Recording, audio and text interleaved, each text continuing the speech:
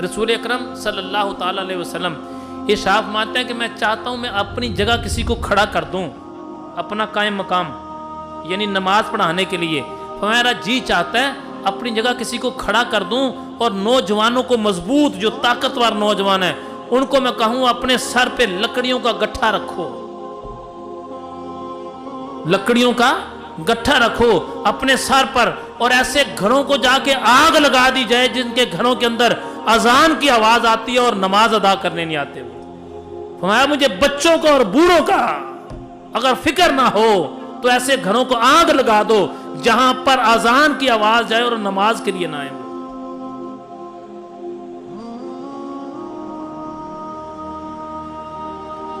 यहां तो मेरे भाई आज सोचो जरा, ईमानदारी से फैसला करो, कितनी जिंदगी, उम्र कितनी हमारी, नमाजें कितनी कज़ा की, फिर मौत जब आएगी तो क्या होगा। मैं अक्सर आपसे एक बात कहा करता हूं, अक्सर, कि मौत ऐसी चीज है जो रातों रात विरासत बदल देती है, रातों रात विरासत बदल देती है।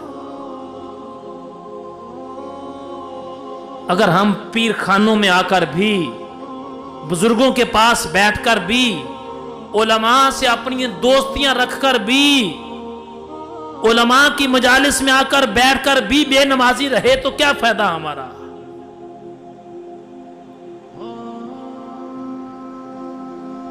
एक बात ज़हन में रखें, शैतान सबसे पहला काम क्या करता है, बदगुमानी पैदा करता है, बदगुमानी पैदा करता है। दीनदारों के बारे